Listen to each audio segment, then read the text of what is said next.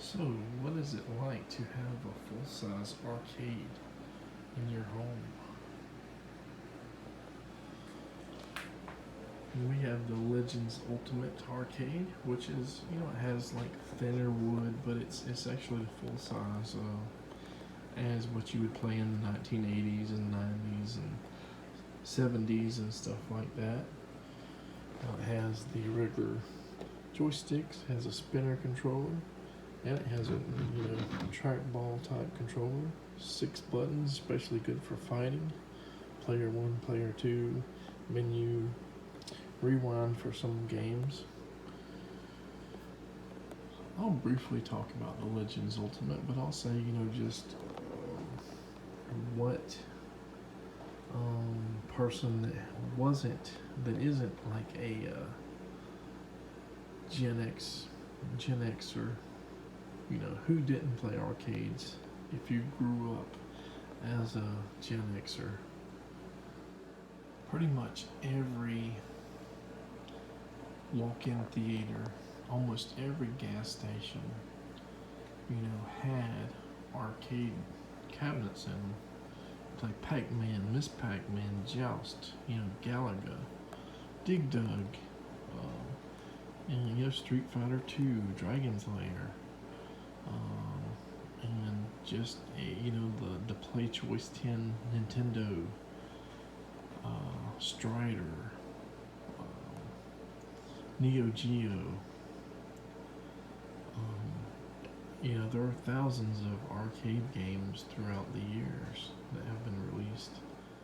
I really enjoyed playing Joust, Dig Dug 2, Discs of Tron, of course Street Fighter. Burger Time was pretty cool. I never got into Centipede, Millipede, Asteroids, Missile Command, or any of that. There were, a lot of Neo Geo games that I played, like Metal Slug and, Magician Lord, which that's a really hard game. I went and played through it a few years ago, and that's, if you want to put in quarters, and I really love like Smash TV as well. Throughout the years, I've probably had chances to get like a Golden Axe cab, or maybe, Miss Pac-Man or something.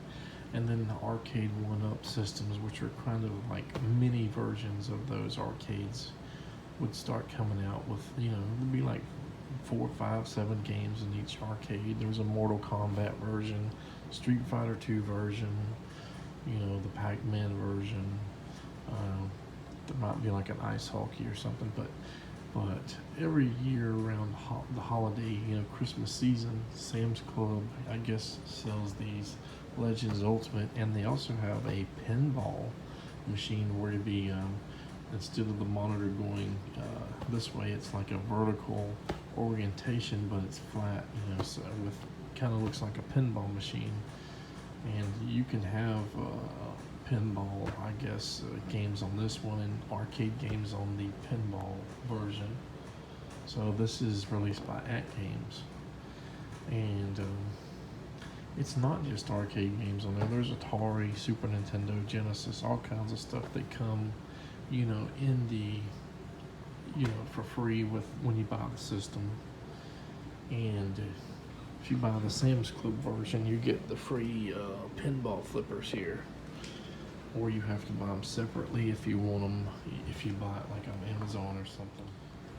You have an app store here. You just click and you can buy like game packs, pinball pack 1, 2, 3, 4, Activision pack, like Pitfall, I guess, Demon Attack, and Pitfall 2, Keystone Capers.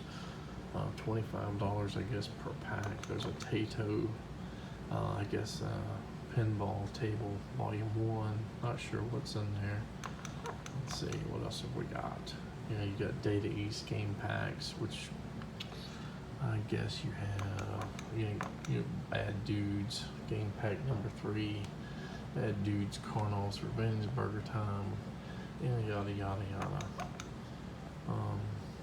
But yeah, you got all kinds of game packs you can buy, or you can just get external software with a USB flash drive and put thousands of, arcade games, game console games and all that good stuff on here. So um, probably soon do like a, all-time favorite arcade hits, my personal favorites, and maybe show some video of me playing those things.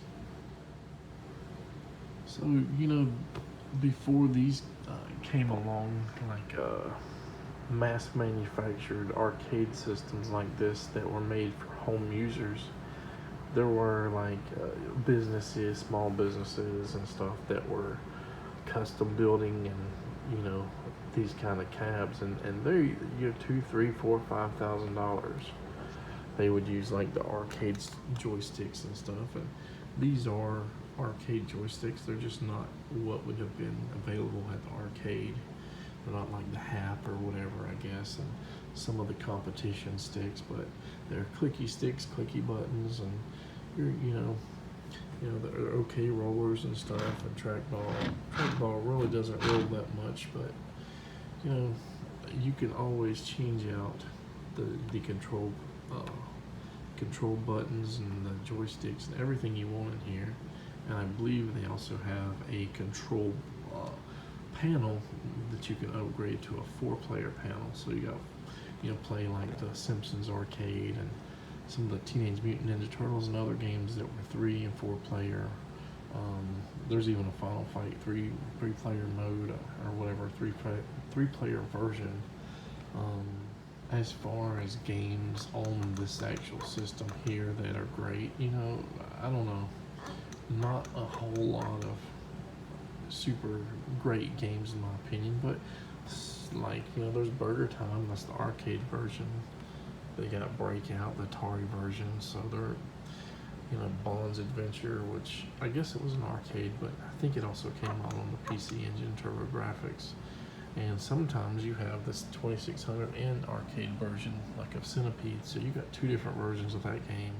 And I have no idea why they put Draken, a Super Nintendo like role-playing game, on here. That's just, I'll probably make it another video about games that I didn't like, but I played through anyway for, one reason or another. So if you watch Wreck-It Ralph, you know that they have this kind of video game called Fix-It Felix Jr. And guess what? Somebody made a game called Fix-It Felix Jr. Disney copyrighted or whatever. And it's on this system. And I really don't know why they would include Secret Quest, the Atari 2600 version versus like the 7800 version with better graphics and stuff.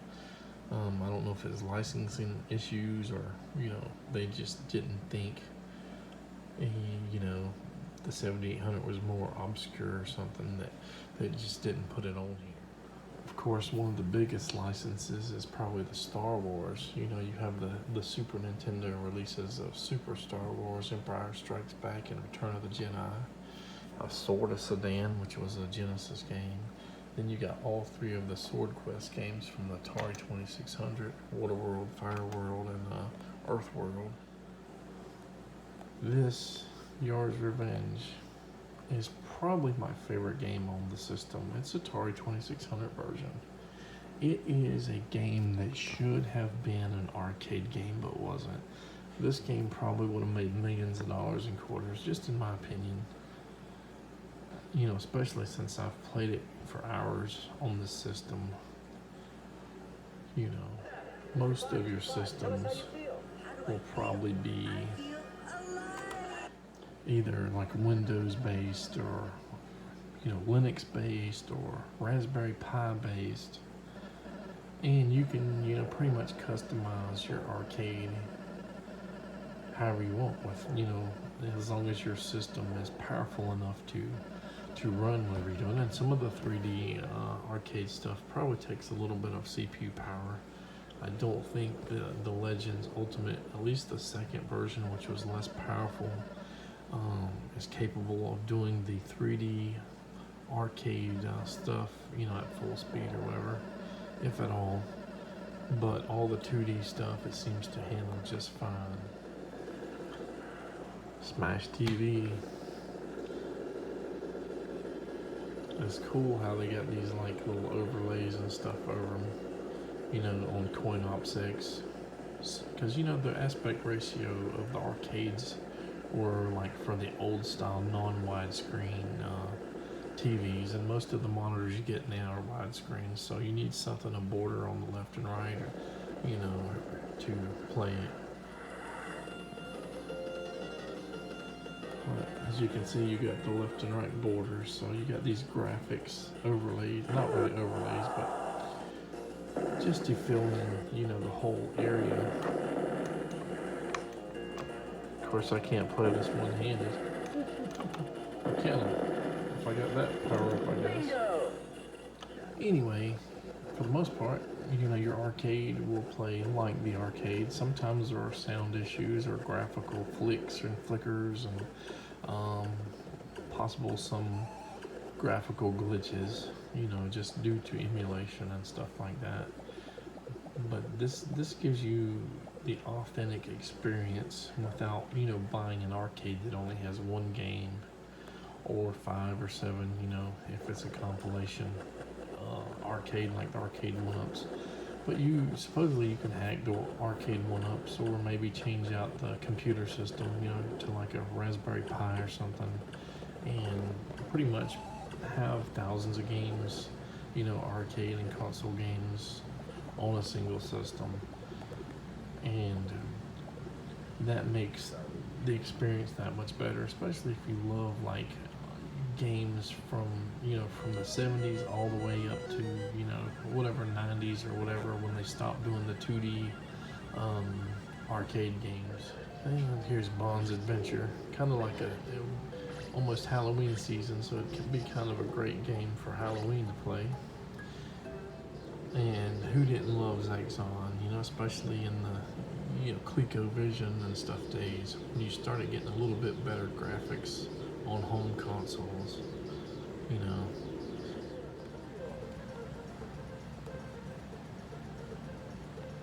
Neo Geo. What's interesting is they put an HDMI port right there, and you can select which input you want. So if you have a game system or something you want to plug in there and just play it there, that's fine. There's 2 USB ports. I think this right one is USB 3. And you have volume control left and, you know, up and down. So it's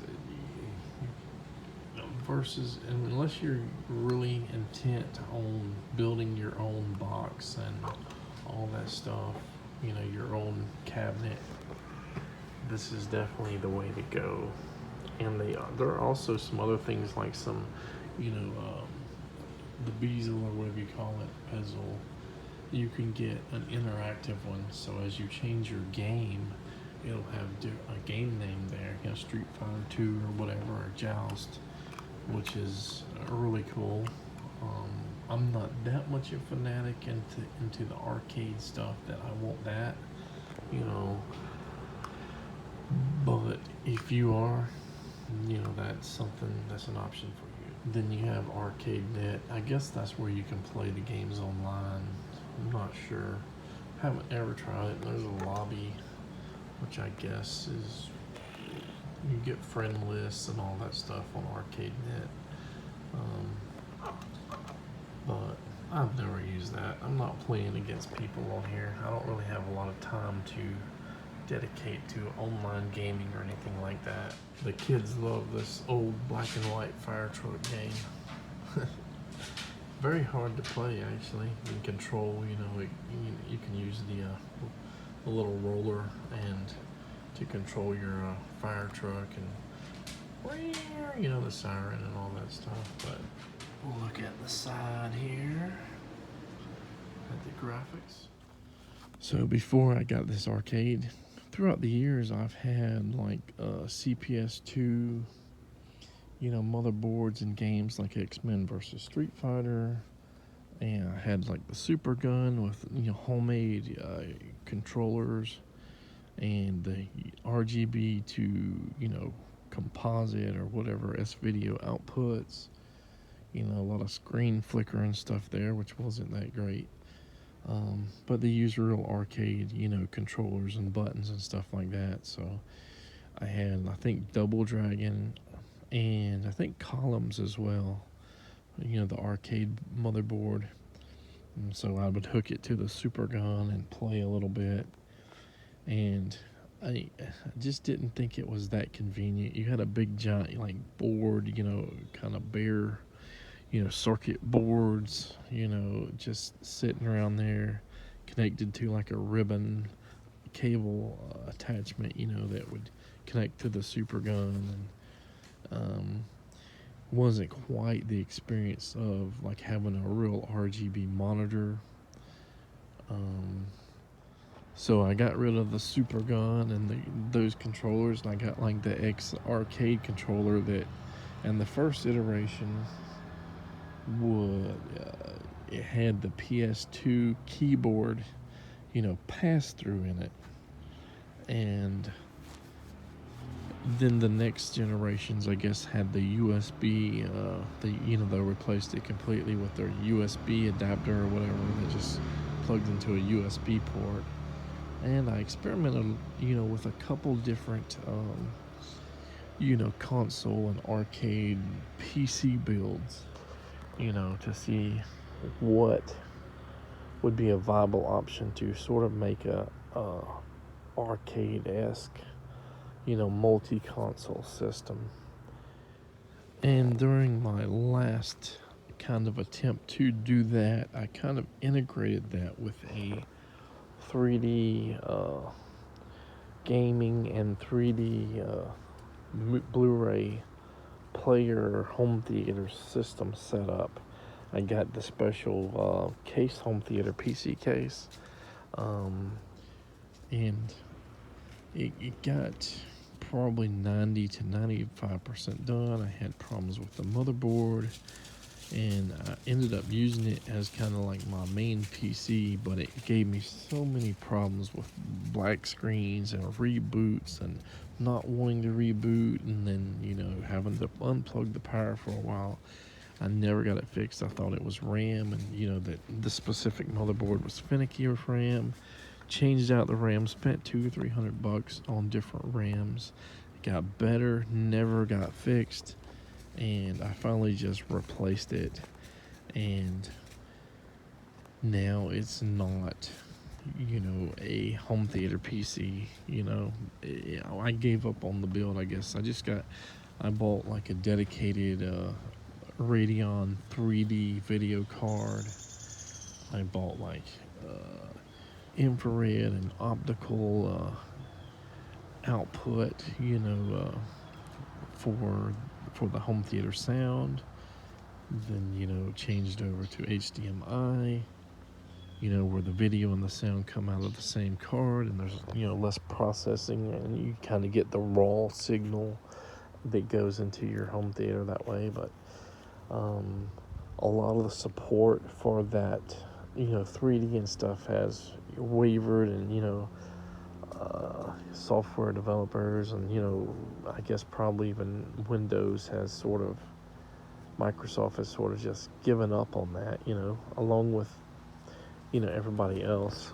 TV manufacturers and everything have sort of given up on 3D. So that was kind of the nail in the coffin for me building that system that was just arcade, game console, home theater, the full experience. So one holiday season, we seen these arcades on sale at Sam's Club. I had the extra money for it. It was a big sacrifice. I could not get it at my local Sam's Club, so I went out of town to another Sam's Club that had it in stock. And my brakes went out coming home. It was a nightmare. It was like, you just spent such and such money, Natalie said. I don't remember, $1,000 or $800 or whatever they were. We could barely fit the arcade box in the wheelchair van with Natalie being able to fit in there.